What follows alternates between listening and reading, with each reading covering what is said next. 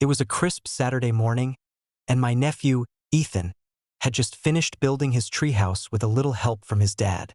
It wasn't much, just a wooden platform nestled in the oak at the far corner of my property. But to him, it was a fortress, a kingdom, and the best summer project ever.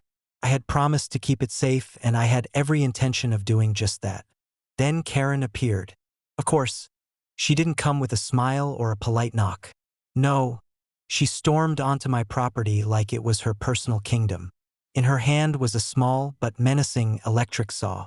Her lips were curled in that familiar snarl, and she looked around as if she were a general inspecting conquered territory. "You can't just build things like this?" she shouted, ignoring Ethan's horrified gaze. "This is a violation of HOA rules, safety codes, everything. I'm taking care of it." Before anyone could react, she kicked over a small ladder and started sawing at the treehouse supports. Ethan screamed, running to block her, but in her fury, Karen swung the saw recklessly. With splintered, boards fell, and the structure began to wobble violently. "Stop!" I yelled, racing across the yard. But Karen didn't stop. She had one goal: destroy the treehouse.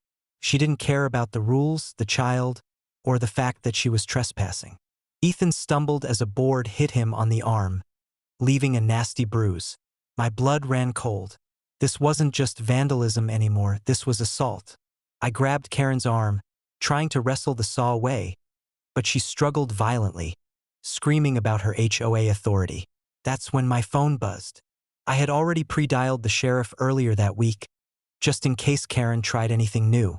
Within minutes, deputies arrived, cutting through the chaos like a whirlwind. Karen froze, her saw still in hand, as they approached. "Step away from the saw," one officer commanded. She tried to argue, tried to justify her actions, but the evidence was clear. Boards scattered, a child injured, and her frantic, aggressive behavior. They cuffed her right there, and she started screaming, demanding to know why she was being treated unfairly. "I'm HOA. I have authority here," she shouted. "This land isn't yours." One of the deputies shook his head. "You assaulted a minor and damaged property. That's felony assault and destruction of private property. Authority doesn't give you the right to harm someone." Her face went white. She realized, in that instant, that her obsession with control had finally caught up with her.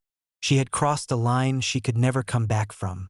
Ethan, shaken but safe, clung to my side as I comforted him. "It's okay, buddy," I said. "You're safe now. She won't hurt anyone else here." Karen was taken away, screaming all the way to the cruiser. The deputies assured us that charges would stick, given the evidence and her own aggressive behavior caught on the security cameras I had installed around the property. That day, I realized just how far someone like Karen could go when blinded by entitlement, and how quickly the law could turn the tables. My nephew's treehouse would be rebuilt, stronger and safer than ever. As for Karen, she had learned the hard way that HOA rules stop at the property line, and criminal law starts there. Sometimes the law is the best armor, and on that day it protected more than just a treehouse.